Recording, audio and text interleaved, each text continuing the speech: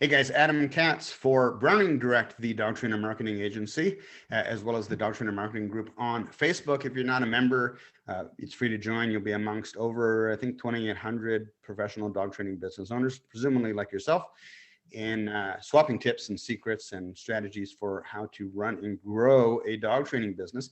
Today, I am here with Mr. Ty Brown, who is better known as Ty the Dog Guy, and has a number of different business ventures going from, I'll let him explain better than I can, but a number of different dog training businesses, as well as some marketing services to help you guys out. Ty is coming to us right now from the beautiful state of California. Ty? Yep.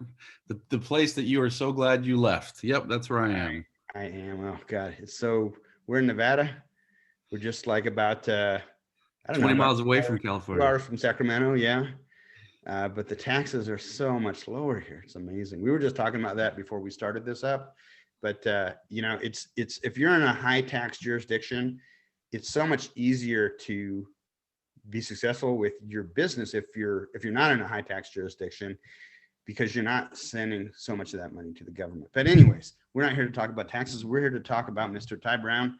Ty, what are you doing in California specifically related to your dog training business? Yeah, so we decided to start a new branch of our company out here. Right before COVID, we were actually planning on moving to London, which you advised me against that one too. I think you called it the California of Europe. But yeah, we were planning on moving in London. I had an idea for how to scale a dog training company in a large metro area. And so we thought, let's do London. It would be fun to go there as a family. COVID wrecked all that. We lost our visas and all that good stuff. So I'm originally from here, from the Bay Area. So we said, let's come back to the Bay Area and let's start the business here and let's see if we can grow it. We're doing a unique thing. It's a unique offering the way that we're doing things. And I believe it's a scalable thing to where we could, turn into many, many millions of dollars. We shall see. So far, so good. And so that's why we're here. We're starting up and hopefully are going to start up, several more branches across the Bay Area over the next couple of years. Cool. So you still have a dog training business in Salt Lake City area? Yeah. So I started the company there about 15 years ago. And we've got, I want to say 10, 11 trainers or something like that in that area. And we've kind of organically grown in other places. Like my brother wanted to work for me. He's in Savannah, Georgia. So he works there. We had a trainer working with us in Utah. She moved to Nashville. So she now works with us there. I lived in Charleston, South Carolina for a while. And so, we set up a small little one-person branch there. So we've kind of organically grown into other markets without like trying to grow into those areas. And those are small, just one person. Most of them are starting to bring on their second person as they're growing. But yeah, just we've got our toes in a few different markets. So how does, if you can spill the beans a little bit, if you can't, I totally understand. But how is what you're doing in the Bay Area of California different from what you're doing in Utah, or is it the same? It's different. It's actually what we're doing in the Bay Area is different from what we're doing in all of our other spots. And so basically what it is I looked and realized there aren't, in my opinion, and maybe you can correct me if I'm wrong here, but I don't believe that there are any large scale dog training companies. There's a couple, franchises, we've got Sit Means Sit, Unleashed, and there's maybe a couple more. There's a couple franchises, but I don't really consider those scaled businesses because it's an individual business. So to my knowledge, there's some companies like mine where they've got a few different branches, but nobody is out there with a 20, 30, 40, $50 million business. I believe. I could be wrong. And so I started looking at that and saying, why? Why is that? Because dog training, I don't remember the number, somewhere around 6 to 10 billion. It's a large industry. Pets is obviously a large industry. It's a growing industry. And so I said, why is this? And I believe that there's two reasons. And that's what this whole experiment is about. Number one, there's not, no one's really figured out customer acquisition on a high level, bringing in 50, 60, 70 clients a month to one location. Now, there are plenty of businesses that do that. We do that in Salt Lake.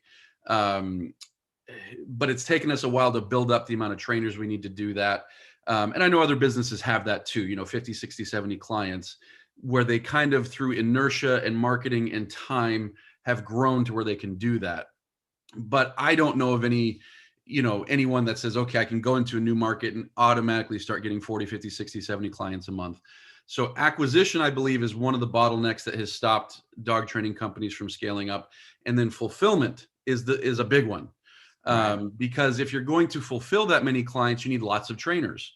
And so I started looking at what we've been doing with our online training combined with our offline training, and I put them together in a different way using an app. And so now, if we get 50 clients in a month, we've got 2 trainers that can fulfill all of that. And so we have one service, that's it. We don't do board and trains, and we don't do day training, and we don't do private training going to people's homes. We have one service where people through the app sign up to come in at a specific time, and they can be there in that session with up to 2 other dogs. And so we're able to fulfill in small groups. But the people are also at home going through our home study program that we created years ago.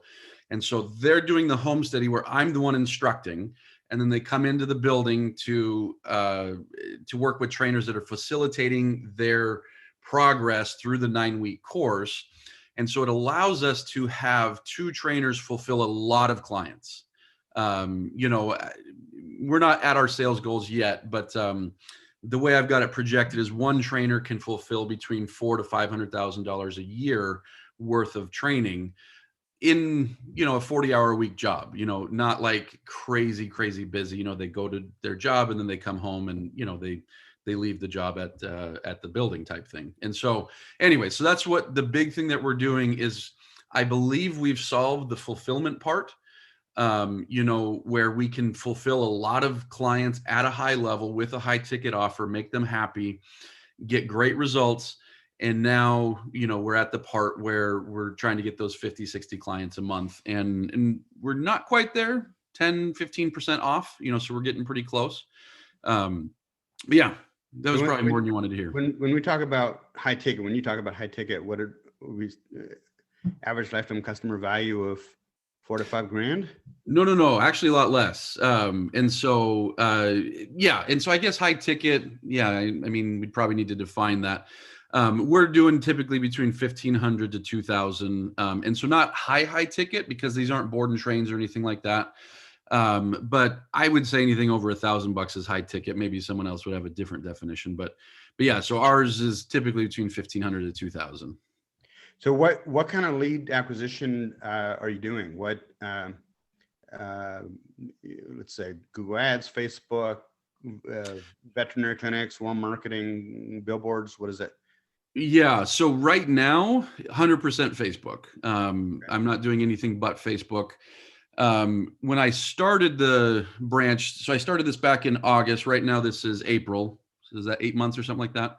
So 8 months ago when I started, I was doing a lot of YouTube ads and a lot of Facebook ads combined together. And we've always had good success with YouTube, but maybe we were doing something wrong, but we found that our lead price was getting too high with YouTube. Gotcha. And so I'm actually working on that again. I'm going to dip my toes back in and see if we can get some leads coming in through YouTube, because traditionally we've had really good success with YouTube. But we struggled a little bit, 7-8 months ago. So it was both at the beginning, and we were getting clients from both. It was just too expensive to get clients through YouTube. And then, so we switched entirely to Facebook, and that's why I'm dipping back into YouTube. We're starting the process of looking at Pinterest and Nextdoor and stuff like that. I want to be able to make sure that we can diversify our traffic sources when we need to. And then I'm also working on building out the frameworks for a referral type program that we've never done, that I think is going to be unique and different. But yeah, so we'll hopefully start a referral program, which will bring down our acquisition cost even more. So yeah. Yeah, I think you're definitely on the right track with the next door thing. I think that every dog trainer should be looking into how to leverage that, because that I just having been in the online marketing space for so many years, you just get a feeling for certain things and the way people interact with that platform. Have you played with it yet? I haven't. I mean, I've used it as a consumer, and Yeah. I've seen, like, when people just in our general area, like in our neighborhood, somebody asks for a dog trainer referral, and I've given referrals to, like, the local Julie Bach, the local Sit Me and Sit franchisee, and it just strikes me as something that, like, is very, very untapped by most dog trainers. Whereas most dog trainers are using a lot of traditional marketing. This is something that's kind of like undiscovered country. So I think if you can figure that out, man, you're just that one alone, I think you're going to be golden. I hope so. I don't know how much traffic is there, but I hope we can use it. I'm excited about Pinterest. My the guy I partnered with that runs traffic, he's run Pinterest ads in the past. He's not a big fan of them because the targeting isn't great. You can't target super well, but I figure most people on Pinterest are middle-aged women, and that's our target audience anyways. And so That's interesting. I thought it was kids, but I don't use Pinterest, so I don't know. yeah, I don't either. I don't understand how it works. And so Right. so yeah, anyways, as we're expanding as we're trying to dig into our processes and make sure that everything's running super well, I've just become aware things are going really, really good right now. And when things are good, the pessimist in me is like, uh-oh, what's going to go bad next? And so in my mind, I'm like, maybe Facebook, craps the bed, and I've got to, like, work on. So anyways, we're working on new traffic sources Yeah. now just to make sure. I think that's so smart, because you really, it's super important to take what's working and reinvest it into discovering and developing new and nurturing new sources of leads, because eggs in one basket, everybody knows how that ends typically. Yeah. So yeah, I mean, to be honest, I mean, we've been running Google Ads now for, I think, close to 5 years, and obviously Google Ads has been around a long time before that, and I've always been kind of like a little bit worried, like, what happens if Google Ads disappears? Who knows? But I mean, so far, knock on wood, it's lasted. But I definitely think you're on the right track with the diversification of lead sources. So how come you're not running Google Ads, or are you? I'm not, and I have in the past. To me, the acquisition cost has always been higher than what I can get out of Facebook, and so I know you're super good at it, and you've kind of cracked the code, but I haven't cracked the code with Google Ads, and so I haven't been able to get them to work as well as you have. So yeah, will I use them as a traffic? Yeah, I have no issue using them as a traffic source, but for me, I'm going to make sure I dig into Facebook, get a couple more, and then probably revisit Google Ads and see if I can get that acquisition cost down a little bit more.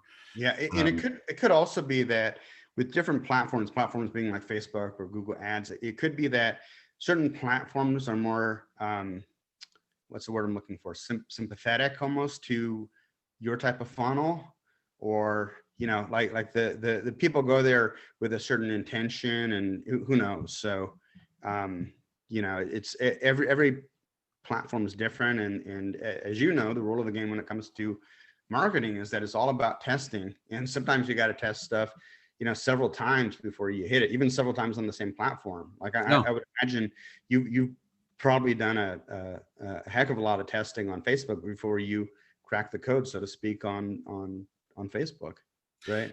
Yeah, and it didn't happen first time out of the gate. No, it definitely didn't. But that's the thing that feels so empowering. And I know it's the same with you because, well, I'm guessing it's the same with you because you run ads for so many trainers and you've done it so many times. You can say, all right, you're in this market. There's this many people. There's this much traffic. I don't know exactly what the cost is going to be, but I know I can start delivering you clients if you have a good sales process and stuff like that. And so, but even that, it's always a test. I mean, even there's certain markets where we'd go into where everything seems like it should work, and then it just doesn't. And that's just the nature of marketing, in my experience anyways. So interesting. Yeah, but there is a degree of empowerment that you feel over your business that I think a lot of business owners don't have, that don't have some sort of like lead generation and a sales pipeline. to where they're constantly like, what about this month? What about this month? And for me, thankfully, it's been years since I've been like, oh, what about this month? I have 1,000 problems that are always on my plate that I'm trying to fix, but that's one that I don't. I always know I can get leads, I can get evaluations. We might have ups and downs with how well we close them, and we might have ups and downs with how well our trainers are doing, but it's the leads and the evals. I always know we can get those, and that just feels so good. So good. Awesome. Let's go back a little bit to the young life of Mr. Ty Brown, and because we have certain things in common, in that we were both I think at an early age attracted to direct response marketing. So tell me, let me back up. So I've been thinking about how to describe this. I think you and I we're both kind of in the same ballpark in terms of both being, adopters of direct response advertising, direct response marketing. I feel like our tactics are different, our approach may be different, but we're both in the same ballpark. Whereas people who use, image advertising or brand, put all their eggs in the branding thing, or content marketing, it's a different ballgame. So what was it for you, if you go back to the beginning of your career, that attracted you to direct response marketing, and where has it led to opportunities in your career? Yeah. And part of me wonders if you asked me this question just to stoke your ego, because maybe you remember this story, maybe not. I know I've told you this, it's been a few years, but I was working at a dog training company. I would have been 24, 25 years old. So 15, 16 years, 17 years ago almost. So anyways, working at this dog training company, my wife was pregnant. And I'm realizing, okay, I can't get by with what I'm making as a dog trainer at this company. And my wife, she wanted to stay home, and raise the family once we started having a family. And so I knew we weren't going to have income there. And so I start looking around how to make money online. And then I come across this story of some idiot of a dog trainer making a whole bunch of money online with an ebook. Turns out it's Adam Katz, making a whole bunch of... I've told you this story before. You may have, but God, I can't remember what I had for lunch yesterday, let alone your stories. Gotcha. But no, in all seriousness, so I read a story about you making a bunch of money with an ebook. So I wrote an ebook. I never planned to start a dog training company. I planned to start an online company where I would sell ebooks, and I actually had no idea at the time. I just saw this, and then from there, I found this company called Site Build It. I don't know if you remember them. Yeah, SBA. Yeah, but they were big into like direct response marketing, and that kind of got me into that field. And then from there, it was like Dan Kennedy. Dan Kennedy was probably the first, I don't know, on some forum or something, I'm sure somebody said, hey, you should read this book. And that was one of the first business, well, it was probably the first business book I ever bought. I don't remember which Dan Kennedy book, but I think I still have it somewhere. But I think I bought in 2 or 3 copies over the years. Was it the Ideas to Millions? Was it that one? No, it was a copywriting book. The sales letters. Yeah, it was a sales letter book. Uh-huh. I don't remember the name, but it was a sales letter book, and It transformed me, like in the way that, like, you read about some poor starving person picks up a Bible and suddenly like Christianity transforms them. To me, it was Dan Kennedy. Dan Kennedy's not my God, by the way, just so you know. But anyways, started reading Dan Kennedy, and from there I get into Jay Abraham, and from Jay Abraham, it's just a deluge of how can I understand this direct response marketing better and better and better. Mm-hmm. And so when I sell online products now. It's not a big part of my business. We make some money off of it. So I never did get to that level that I wanted to, that I saw you got to back then.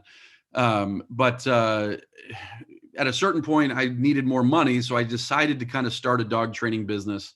As like a last resort, when I was 25, 26 years old. And as a last resort, I got to start a dog training business because I couldn't do college. I tried, but I just couldn't do it. every job I had, I couldn't get like raised up. I didn't have the type of personality that would get like promotions and stuff. So I started this business and luckily was able to find some things that hit up front in the realm of direct response. And then just got better and better and better with direct response as the years went on. So this is a serious question. I appreciate the plug and all, but no, and maybe I'm misremembering, maybe it was somebody else, but I thought when you were like a kid, you were going door to door selling steak knives, or you had some kind of entrepreneurial childhood. Oh, I mean, I did. I didn't sell steak knives when I was a kid. I delivered flyers for Wally Johnstone. He was a real estate agent, so I would deliver flyers. And I said, hey, this actually works. So I was, let me see, I did it with my brother. My brother was 11, so I would have been 8. I guess it was different times. So yeah, I would go deliver flyers on Saturday mornings for this real estate guy. And then in doing that, I ran across a carpet cleaning guy, and he paid me to deliver his flyers. And from there, I said, hey, this is a good idea. So I started calling. My parents have always been like supportive. As I look at this, I'm like, this is stupid. An 8 or 9-year-old kid. I started calling like businesses and saying like, hey, we're putting out like a flyer, and can we put your business on there? I actually never got one done. I couldn't get anybody to say yes. But, I was 8 or 9 trying to get, this flyer done of the local pizza place and kind of like a money mailer or something. Because flyers were a bigger deal on doorsteps back then in the 80s. And so anyways, from there, I started a dog sitting and dog walking business when I was a teenager. I did that. I sold newspaper subscriptions to the Tracy Press. I sold newspaper subscriptions when I was a teenager. I was constantly trying to do stuff like that. Never hit on something that worked really well. So I always had like jobs as a teenager. And that was that was good because I needed that to understand how much I didn't want a job. But yeah. So that was kind of my childhood. Gotcha. Yeah, I think that there's a certain entrepreneurial gene, if you will, an entrepreneurial gene that a lot of people in the industry either have it or they don't. I guess if you don't have it, you subscribe to, a franchise or a system of some sort that can kind of walk you through it so you don't have to invent the wheel. But I do think that the dog trainers who have that kind of entrepreneurial spirit, which, if you're a small business person, kind of helps to have, is a real asset. So do me a favor, tell me, for all the people sitting out there in YouTube land, how would you define direct response marketing or direct response advertising versus everything else? That's a good question. And I figured you were going to ask me that. So I thought about it. And sometimes I think the best way to define it is to first play against what it's not. And you actually mentioned 2 other big types. You've got content marketing. And so content marketing is big in dog training right now. And I think that's great. I think content marketing is a very, very good thing. And content marketing is basically just, let's put out a bunch of content. Here's what we do. Here's how we do it. And we'll educate the consumer that way. And this is a really great thing because where the consumer is to where we want them to be in order to buy something, there needs to be an education process. And so I think content marketing is really, really good for that. What content marketing is not good for is any degree of scalability or predictability, because you can't, some people, number one, they're not very good, in front of a camera. And so they're not going to have as much success as the next guy who's really good in front of a camera. So there's some disparities there about how well you can actually do content marketing. So that's one thing to be aware of. But even if you're very good, this video that you spent 20 hours on, or 5 hours or an hour, whatever, may blow up or it may do nothing. Right. And so you don't have a lot of control over, and then of course, here comes Facebook saying, we're going to throttle your access to your audience unless you pay. And then Instagram does the same thing. And then here comes TikTok. And I'm sure soon TikTok's going to do the same thing. And then as time goes on, you start to realize you're churning harder and harder and harder to get the eyeballs on your message. And you don't have control over it. And so it's wonderful. I think everybody should do it. We have a lot of content out there at my company, but it's not a major driving strategy because the big reason I don't want to do it. There's too much work and I just don't want to do it. Yeah. And then you mentioned image advertising. And so image advertising or branding is typically stuff that you're going to see from larger companies. Like Coca-Cola puts out, at Christmas time, polar bears drinking Coca-Cola. There's no mention of where to buy it, what they should buy, what products they even have. It's just, hey, Coca-Cola is this great company. Gatorade does the same thing. Doritos does the same thing. These big companies do the same thing. Sometimes you see local players try to do it. Go down the major freeways and look at the billboards, and you'll see some of the dumbest billboards when like a dentist or a real estate agent or a doctor or a lawyer just puts like their face and the name of their company with them smiling, as if I'm going to care enough to see a billboard and be like, oh, you're the real estate agent. That's stupid, and that's image advertising. And image advertising is great if you have big budgets. Obviously, it's great because Coca-Cola and Walmart, they know a whole lot more than I do about marketing, so they know what they're up to. But I also realize I need to play in the ball field where I can play. So that's where we get to direct response. And so direct response is basically, number one, trying to find a much more targeted audience. Instead of like throwing it out there like with content marketing and with image marketing saying, here you go, whole world. We're trying to find an audience that's more targeted, number one. Number two, we're trying to find an offer. And the offer for us dog trainers should not be, in my opinion, buy my training. We're trying to find an offer that resonates with them, that can get them into the process of where they might buy our training, a free evaluation, a free phone call, a paid evaluation, whatever it is. But finding a targeted audience, having an offer that's compelling, and having a very strong call to action that says, here's how you get this offer. And so maybe there's a better definition of direct response marketing, but that's kind of how I see direct response marketing is finding my audience, finding my offer, and getting my offer in front of those eyeballs, whether it's on Facebook or YouTube or Pinterest or whatever, getting my offer in front of them and saying, is this compelling enough for you to give me your information, or for you to call, or for you to do whatever the next step is? Mm-hmm. Yeah, I think you nailed it. I think you hit it completely out of the park.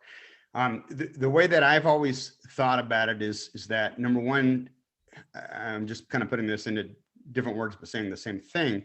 You're matching your message to a specific market. So you're more of a sniper than a shotgun, or you're more, we put that in another context. You're more of a rifle than a shotgun. Shotgun blasts out, lots of pellets like that, and tries to hit everything. And rifle is, one round that goes straight. And so matching the message to the market, and then also having a measurable mechanism within your offer that allows you to number one, measure it, but number two, in order to measure it, you have to have them take some kind of immediate action, so that if you're spending $1,000 a month, you're getting back $7,000 to $9,000 per month, and you can track and attribute that more or less to your marketing efforts. Now, sometimes it's hard to do that. Sometimes you have to take a baseline of before you start the campaign to after you've started the campaign, and compare that over a period of time. In other contexts, you might be able to track per lead, by using call tracking, phone numbers, or contact form tracking, where every time somebody responds, you're seeing exactly how many responses you're getting from that ad. And so that allows you to measure whether or not your campaign is working. Whereas with the image stuff, you're just throwing a bunch of spaghetti against the wall and you're hoping that some of it sticks. Does that kind of jive with your perception of it?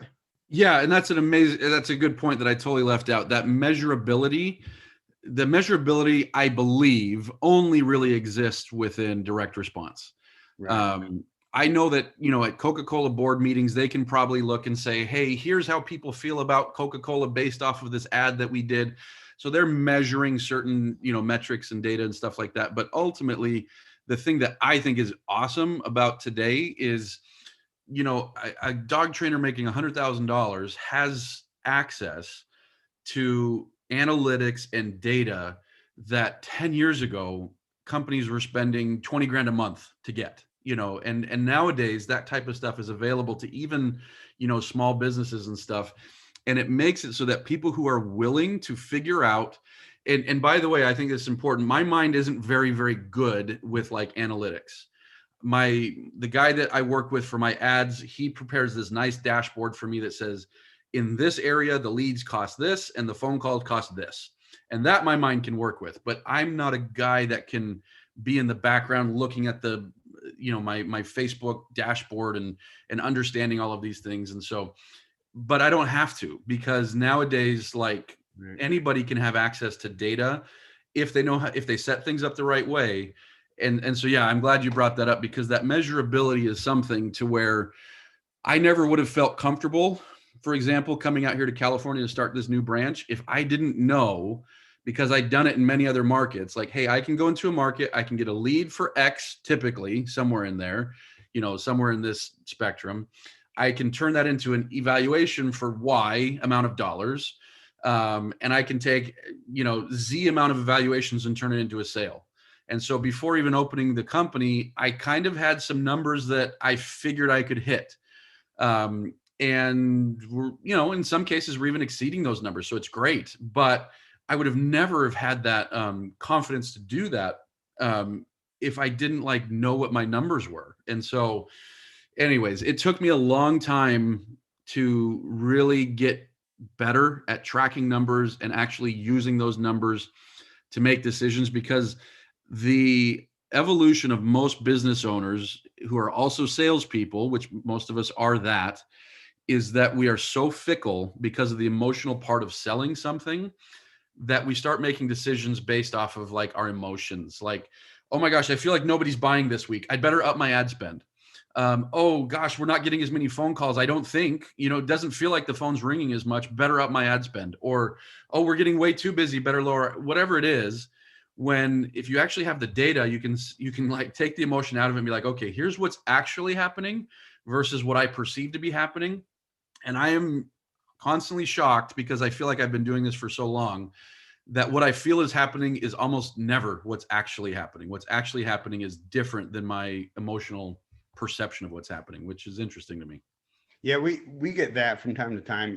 For those of you who may be new, I own a Google Ads agency that specializes in running Google Ads predominantly for dog trainers, but also for some boarding kennels and some dog daycare and other pet industry businesses, but predominantly 90% dog training businesses. And part of our pitch is that it's a done-for-you solution, and we're the ones crunching the numbers so that you don't have to. But because we're doing that, sometimes it doesn't happen a lot, but occasionally, you'll get somebody who says, boy, it seems like it really slowed down, the last couple of weeks.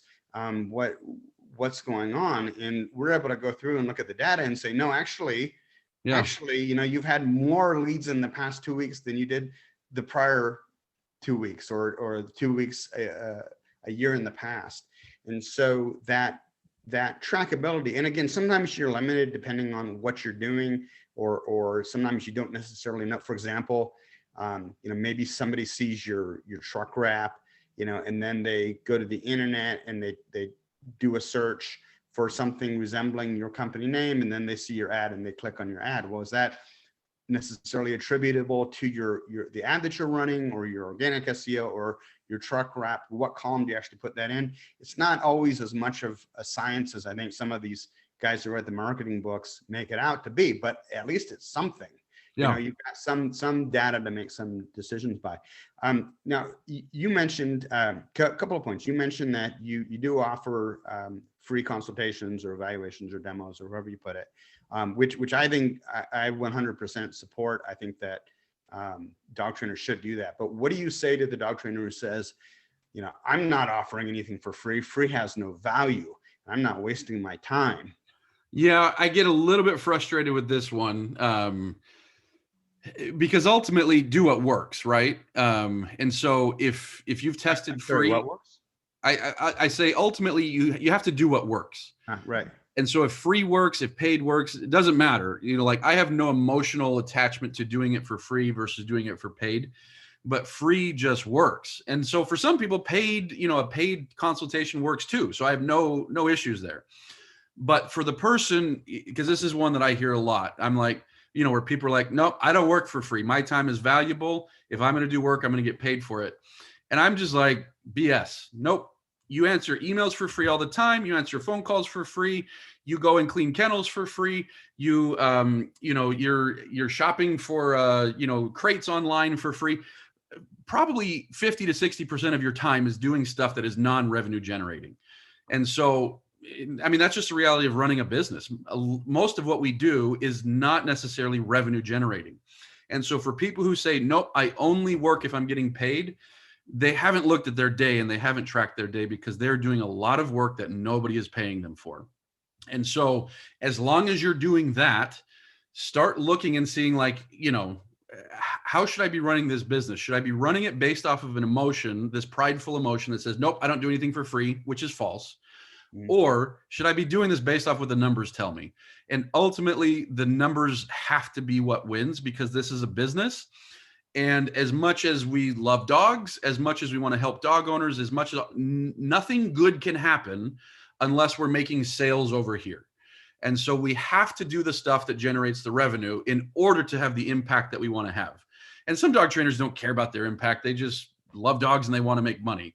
And that's fine. Some people have a big goal. I have some big lofty, like, generational type goals of the amount of dogs that I want to help and the amount of people that I want to bring up through my company and stuff like that. So I have these big lofty, like, grandiose goals, but none of that matters unless I can get people to buy. And so anyways, like I say, dog owners, they're not looking at a free evaluation saying, this is stupid. I'll never buy. Those are not tire kickers. If they're tire kickers, we've sold millions of dollars worth of training to tire kickers and had so many tire kickers thrilled with their training and all that good stuff. So like I say, I know I'll probably insult somebody with that, but the reality is, just stop it. I'm not saying do free evaluations tomorrow. I'm not saying do them ever. Maybe you're doing paid, keep doing it if it's working. What I am saying is test and look at the data, and that's it, and stop putting, like, emotional, garbage onto it by saying, I'm better than that. Because we're not. We're here to serve people. We're here to serve dogs. We're not better than doing an evaluation. If you can figure out how to do it for paid, great, go for it. But don't look down your nose at other people that do them for free. Yeah, my thing is that, it's a pitch. The free consult, it's not like you're training their dog for free. You shouldn't be. It's a pitch, and they know it's a pitch. They're not stupid. Yeah. They're hoping they're going to get some value, and it's your responsibility to give them some value. And I talked about this in the last video that I did, so I won't belabor the point. But I think it's good for people watching this, especially if you're new to dog training as a profession. You just started your business, you're trying to figure this all out.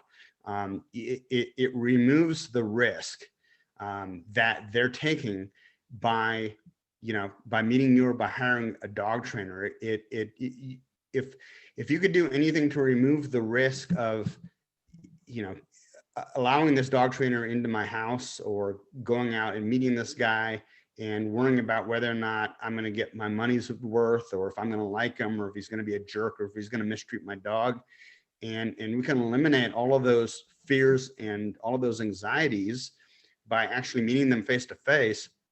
I mean, even this interview right now, where I can actually look at you, granted, we're not in the same room, but there's so many more cues, and, I can read your facial expressions in your eyes and all this stuff that I can get from seeing you face to face, rather than, if we were doing this interview over the phone. There might be certain things, I'm basically just limited to vocal inflection and intonation. But when we add to that the fact that, we're in the room, and maybe I have a dog with me that you can say, there's so many other factors that work in your favor when you're trying to sell something. Can you sell over the phone? 100%. Can you sell in print? If you're a good enough copywriter, yeah, you probably could. But it all comes down to, for me anyways, an issue of, do you want to sell one in every 100 people you get in front of? Do you want to sell one in every 10 people? Do you want to sell one out of every 3 people? And that's the decision that you're going to have to make. And I think it's important as business owners, as well as dog trainers, that we think about what we can do to increase our response. Because at the end of the day, it's a horse race with all of the other dog trainers in your market. And the person who ultimately wins is the one who can afford to spend more money to acquire a client. And the more clients that you're able to sell, and obviously at a higher price and other factors included, the better you're going to do. Agree or disagree? Yeah, absolutely. Absolutely. In fact, I don't have a ton to add to that other than, yeah, I totally agree. Whatever's motivating you, if it's the money, do what works. If it's the impact, do what works. If it's the love of dogs, do what works. If it's saving dogs, do what works. Don't let ego get in the way. I'm not saying don't have ego. I got plenty to spare. But don't let ego get in the way of you getting to your ultimate goal by saying like, no, I don't want to do advertising. If you do a good enough job, people will come to you. Or no, that sounds too salesy to me. Life is sales. You sell your wife on going to the restaurant you want to go to. You sell your kids on brushing their teeth before going to bed. Life is sales. People need to stop being upset about the notion of sales. Sales is like the most beautiful thing in the world. So, yeah. I like it. Yeah. So what trends have you seen, or what trends are you seeing at this point in time? Obviously with, I don't know if YouTube allows us to say the word, screw it, I'm just going to say it, COVID. No. In living in a time of COVID, or coming out of COVID, hopefully, I know that there have been a lot of dog trainers who've added some online element to their offer, or some type of hybrid, like it sounds like you're kind of doing. Are there other trends that you've seen? Let me give you an example, aside from the online thing. That one's too easy. I've started seeing more and more trainers definitely move more towards the board and train. And then a lot of people kind of at the tip of the spear, even going more towards the day train model, where somebody comes and they meet them in the morning, they drop the dog off, the trainer works with the dog during the day, and then the client comes back in the evening and picks the dog up, maybe does a go home lesson with him at that point, rather than a full onboarding where the dog sleeps at the trainer's facility or at the trainer's house. Is there any other trends that you've seen in the dog training industry that kind of jump out at you? I wonder if the board and train trend is more consumer driven than anything. I look at our own companies and we're trying. So in California, we don't do board and train, but everywhere else we do. And we're trying to not cut back, but we're like raising our prices on our board and trains. We're trying to do less because we don't have enough inventory. We don't have enough people to actually do all the board and trains that people want. And so we're trying to push people more towards like private training programs and stuff like that, and having a hard time, like people that are like, oh, I really wanted a board and train. And we're like, what, really? Like, so people know what it is now. 10 years ago, board and trains existed. I did them 10 years ago, but people weren't necessarily asking for them unless they were going on vacation. Yeah. But people know what they are now. And so like they're intentionally looking for them. So I wonder if that's more consumer driven, which has been a challenge in California where we're not doing it. And so we have to like educate people on why they might not want to do it, for example. But yeah, I see that trend. The big, I don't know if you call it a trend, but like along the same lines of prediction that I believe we're going to see. By the way, the COVID thing and the board and train thing kind of is weird to me, because we're getting more people who are at home and have the ability to train their dog, and more people who want to send their dog away in the process. And so I think talks a little bit about human nature, about how we can often be lazy. It just is what it is. But along that same line, I'm starting to worry that there's a lot of trainers doing well right now. A lot of trainers went under in 2020. Like here in California, trainers suffered. We opened up right a week after the second lockdown. And luckily we had our stuff dialed in. And again, at first we were 30, 40% off goals. Now we're getting to maybe 10 or 15% off goals. So we're still not where we want to be, but we had everything dialed in to where day one we had clients. Day one, I had 3 sales or whatever. But anyways, so we were in a good position there, but like I saw a lot of trainers in California really struggle, really get hurt. Trainers around the country, but at the same time, a lot of trainers are doing well. But I'm worried that a lot of trainers are not looking, and I don't know what it is, 6 months, a year, 2 years in the future. Right. when dog ownership rates are going to go down. They went up like crazy because people had time, but so they are going to come down. I don't think there's any reason to believe they're going to just keep going up and up and up. So they are going to come down. We're probably going to hit some economic hard times coming up here soon. And so there's a lot of trainers who are busier than they've ever been, and not because of what they're doing, but because the market here, in any given geographical area, there's 20% more dogs and the same amount of dog trainers and the same amount of dog groomers and the same amount of veterinarians. Right. It's not like that exploded at the same time. And so a lot of people are busy by inertia, by default. And so when you take that away, they're not taking right now to learn how to be better salespeople. They're not working on their online funnels. They're not working on how to do direct response. They're not working on stuff such that when things start coming back down economically and dog owner trend wise, they're not going to be positioned to do much about, when other companies, hopefully mine and people that I work with and people that you work with, are poised to just start snatching up their market share, where other people won't be able to do anything about it because they don't know how to advertise. They don't know how to get, they don't know how to create a sales pipeline. They don't know how to do these things that are going to predictably put revenue in their pocket. And right now it's just easy pickings for a lot of people, but it's not going to be that way forever. And so hopefully people are like seeing that in the future and preparing, or buying Dogecoin or something so that maybe they'll have money. Yeah. Good luck. Good luck with Dogecoin, whatever it's called. I just saw that like 20 minutes ago before we got on this. I never heard of that before. It's like Bitcoin or something. Well, yeah, it's a different one, but I don't know much about crypto, but this one, they can keep making as much as they want of it forever. So I don't see that it's going to go. Well, yeah, that sounds promising. Yeah, exactly. It sounds like the American dollar, right? Yeah. So I before we wrap this up, I got one more really important question, because I think that you have a lot of experience in this area and you could provide a lot of direction. Hiring, going from being a one-person business to a two-person, three-person, 10-person, whatever it is, going beyond that initial, okay, I'm a one-person dog training business. I'm making 100 grand, 150, maybe 200 grand a year, but I'm basically just self-employed, meaning that if I break my leg, or if I get sick, or I get into an accident, I'm in a hospital for a month, there's no business going on because I haven't scaled my business. And I've always felt personally that the most difficult part of the dog training industry is bringing on that first employee. So what tips or advice can you give us in that regard? So what we talk about a lot is having a signature program. So a signature program, if you think about how most dog trainers work, so they sell somebody, let's say 5 sessions, and they go for their first session and they look at this. All right, we're going to work on this, this, and this. And they go to the second session. All right, we're going to work this and this.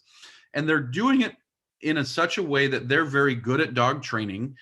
And so they know what the dog needs in that moment. And so they're going to work on that. And ultimately, I don't think that's bad. But where I do think it turns into a bottleneck pretty darn quick is when you need to bring on another trainer and you're like, all right, other trainer, see things the way that I see things. How? You have 10 years, 2 years, whatever it is. You have X amount of years of experience and all these different dogs and all these different life things and all these different mentors and seminars that you've gone to, and you're trying to just say, well, kind of like follow me around for a while and do what I do. And it's a tall order. It doesn't work very well unless you have somebody that's just amazing. And if you have somebody that's amazing, you're going to lose them anyways when they realize you don't know what you're doing. They're going to go start their own business. And so I think the big thing that most trainers need to do is create a signature program, meaning I define what the results of a trained dog are, not you, Mr. Client. I love you, Mr. Client, but you don't know what a trained dog is. So I'm going to define it, and I'm going to say this, and this. This is a trained dog, and here's our blueprint for how we get there with every single dog. Now, that blueprint is only going to be 70 to 80% accurate because we're going to have to customize over here and adjust a little bit over here. But basically, if you want to get to this result every time, there's going to be a step-by-step process that can help you do that. And most dog trainers simply haven't done this. They haven't systematized their process for getting results. They haven't even defined their results. They allow their clients to define the results by saying, well, I want this, this, and this. And they say, okay, we'll try to get that in 4 or 5 sessions. And to me, that's just backwards because, like I say, they just don't know what it is. And the trainers end up producing different results left and right. For this guy, they produce this type of result. For this guy, they produce that type of result. And the joke I always make is that's like trying to be a restaurant that's producing Italian food today and Chinese food tomorrow and Mexican food the next day. You're constantly producing different results. So you can't have processes to get to your end result. So scrap all that and you start from today defining what results are, what a trained dog is, and then define the process that gets you there. And when you have that, it suddenly becomes so much easier to teach somebody how to do that, because they don't have to be the best dog trainer in the world to help somebody facilitate the intellectual property that you've been building over the past X amount of years, and the process that you found does a really good job to get to a place where you're really, really happy with the results. And so create that signature program, and then create, like almost everybody that's listening to this has had a job before at like a real company, like a company that has like an HR department, and most people have, right? Some people have, not everybody, but most people have had that.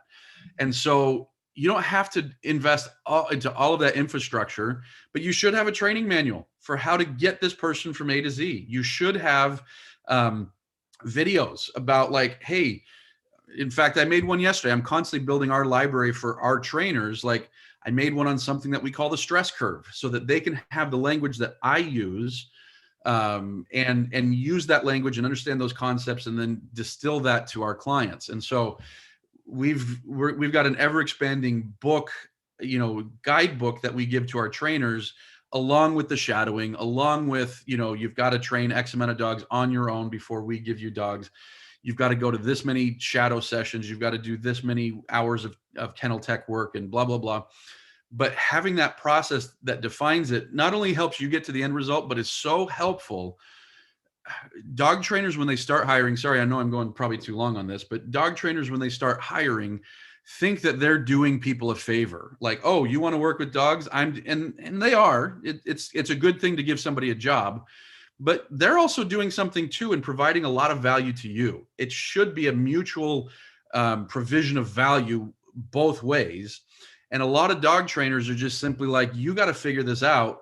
And they're not providing benchmarks. They're not providing blueprints. I know this because I've done it for a long time and we've been changing this. But they don't provide like a clear-cut way of like, here's what a good job is. Here's what a bad job. Here's how you can start making more money. Here's what's going to prohibit you from making more money. Here's how you can, get to this level. And here's the steps you need to get there.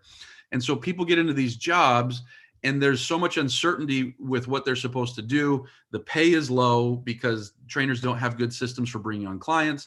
And ultimately, this is where so many trainers end up saying like, oh, I just want to stay a one-person business because you can't find good people. And it's too hard to, I've tried that before. It doesn't work. Which to me sounds like people are like, oh, I tried a clicker before. It doesn't work. Oh, I tried an e-collar before. It doesn't work. No, they work. You just didn't do it right. And so you have to treat this like a business, and you have to create a way that somebody can come in and have success. And it's not you saying, well, you got to be the one putting in tons and tons of sweat equity. No, you got to meet them halfway, and you got to figure out an environment that allows them to thrive so that then and pay them well, pay them while maintaining your margins. And so yeah, anyways, does that make sense what I'm trying to say? Yeah, it froze there just for a second at the very end, but it was just maybe a second or so. Actually, okay, there you go. Okay. Keep sticking a little bit, but we got most of it. We lost maybe a second or so. I wouldn't worry about it. Tell me a little bit about what you're doing now to help other dog trainers reach their goals. Yeah, so we do a lot of Facebook advertising combined with automation, meaning we run ads for trainers. We actually use our money. We run ads for trainers, and then when the leads come in, our automation talks with the leads, gets them warmed up, and then gets them to book evaluations on the trainer's calendar. And then the automation works on confirming that they're actually going to show up. And then so we actually only charge people a set amount every time they actually talk to somebody. So it works really well because, yeah, it's kind of a pay per performance. So if we're not getting them good quality leads, they're not paying anything. And so yeah, that's what we're doing. We're helping people design these signature programs and then sell them, sell the heck out of them. So yeah. Cool. How do people get in touch with you? You can go to tythedogtrainercoach.com. So tythedogtrainercoach.com, and that's how you can find me. Or you can find me on Facebook, which I'm usually banned on. So I'm banned right now. So I haven't been commenting for the past 3 weeks, but next week I'll be back for a week or two before I get banned again. Undoubtedly. Sounds good. Ty, can't thank you enough for coming on today and talking to our peoples, because I think you have a lot to offer, and you have a very, very interesting mind. I always appreciate bouncing ideas off you because your perspective is so unique. Well, thank you. Thank you. I had a lot of fun, and I feel the same way about you. So thank you. Likewise. Good. Stick around a minute. I'm going to shut this off, and Cool. then we'll wrap this up. Thanks.